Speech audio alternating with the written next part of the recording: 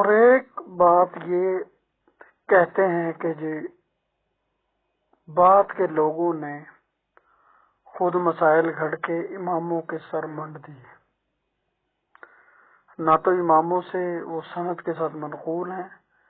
نہ ہی اماموں کی کتابوں میں موجود ہیں۔ یہ بات تقریباً جو منکرین فقہ ہیں وہ اس کے بات کرتے ہیں، یہ بات بھی غلط ہے۔ ایک مسئلہ بھی، ایک اصول بھی کسی نے اپنی طرف سے نہیں نکالا۔ جو مسائل اصول اماموں نے ذکر کیے وہ صحابہ کرام میں پہلے موجود تھے، اور جو صحابہ کرام میں موجود تھے اس کی اجازت حضور اور قرآن شریف میں موجود تھی۔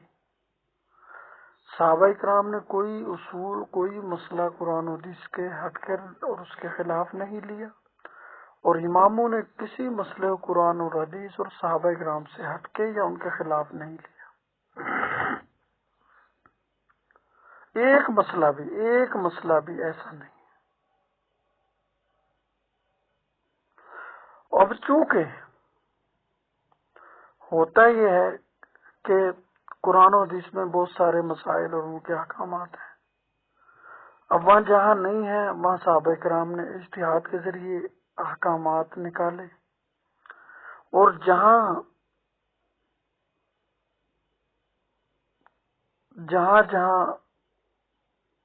احکامات انہوں نے نکال دیے، اس کے علاوہ جو نئی صورتیں پیش آئیں تابعین کے زمانے میں انہوں نے پہلوں کی روشنی میں ان کو حل کیا۔ تبع تابعین نے اپنے زمانے کی جو نئی صورتیں تھیں ان کو حل کیا۔ اماموں نے اپنے زمانے میں جو نئی صورتیں تھیں ان کو حل کیا، اور ایسی مضبوط قسم کی بنیاد رکھی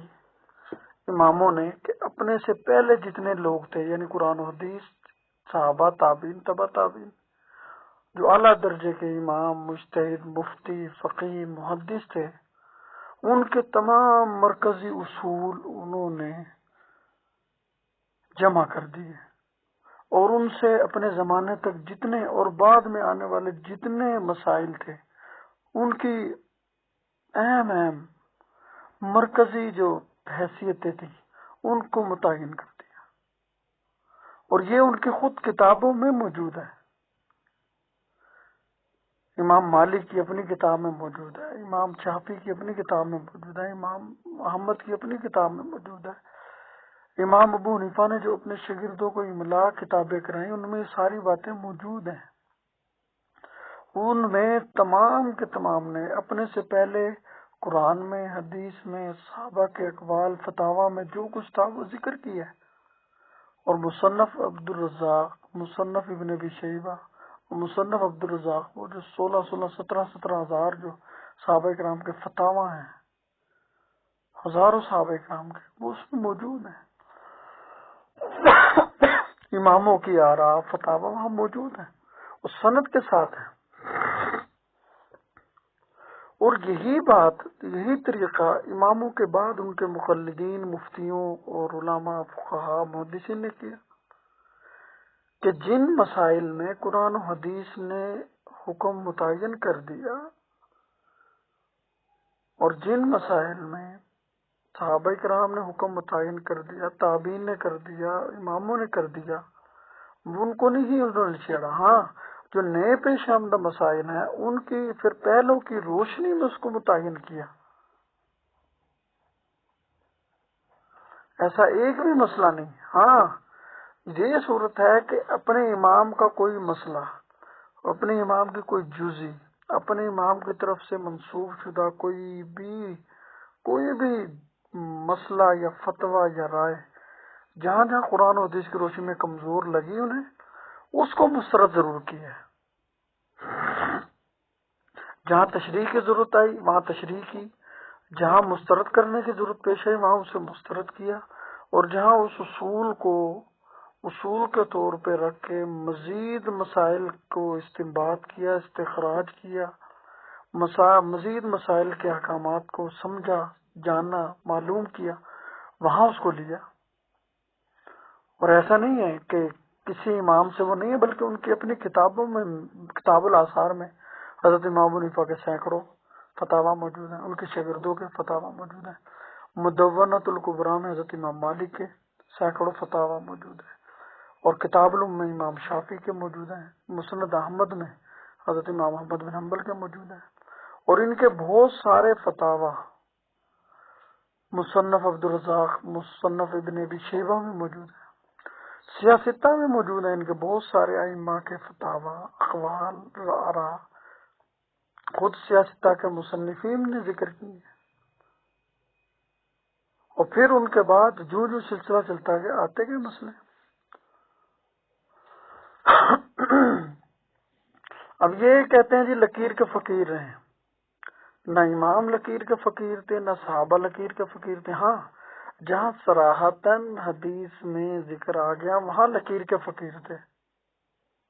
جہاں صراحتاً صحابہ کرام کا کسی بات پر اتفاق ہو گیا، کسی مسئلے پر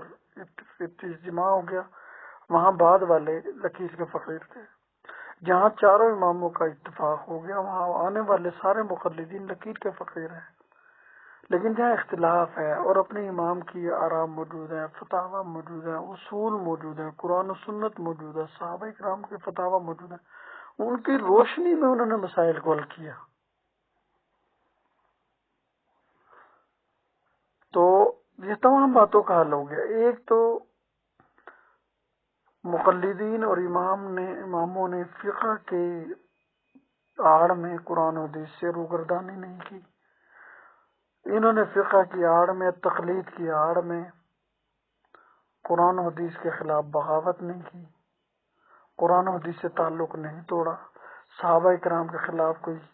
1.5 اینٹ کی مسجد نہیں بنائی، ان کے خلاف کوئی محاذرائی نہیں کی، ان کے فتاوی کے خلاف، ان کے اجماع اور اتفاق کے خلاف کوئی غیر شرعی، غیر قانونی کام نہیں کیا، اور کسی قسم کی کوئی بغاوت کی کوئی تلقین کسی امام کی کسی رائے اور فتوے سے نہیں ظاہر ہوتی، اور کوئی بھی مقلد اپنے امام سے بالکل خلاف نہیں ہے، کسی طور پر خلاف نہیں ہے، اور کوئی ایسا مسئلہ امام کی طرف نہیں منسوب کیا گیا جو امام سے منقول نہ ہو، یا امام کے اصول پر نہ وہ آتا ہو، یا امام کی اپنی کتابوں میں مذکور نہ ہو، یا دیگر محدثین نے اس کو امام کی طرف سے منسوب کر کے ذکر نہ کیا ہو۔ اور جس طرح حدیث کو جانچ پڑتالنے کے اصول ہیں، اس طرح فقہی جزیات کو بھی جانچ پڑتالنے کے اصول ہیں،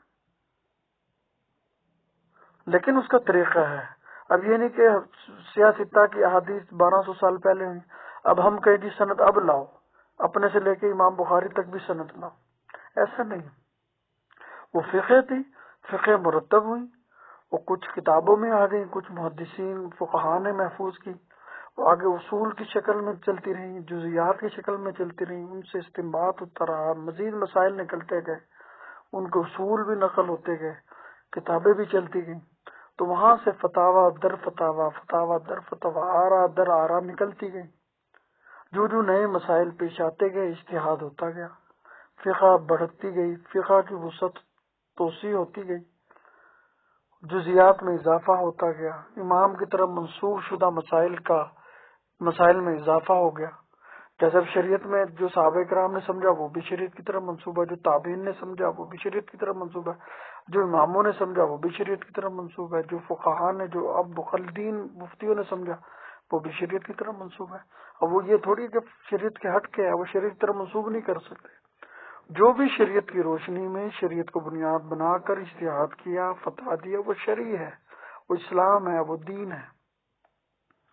اس کو دین سمجھ کے ہی لوگ عمل کرتے ہیں، دین سمجھ کے ہی معلوم کرتے ہیں۔ تو اسی طرح جو فتاویٰ، جو آراء مقلدین مفتی دیتے ہیں وہ اماموں کی طرف ہی منسوب ہوتی ہیں، اصولاً یا فروعاً، یا تو اس کے اصول امام سے منقول ہوں گے یا ان کی جزیات امام سے منقول ہوں گی، امام کے خلاف کوئی نہیں جزی ہوتی ہے۔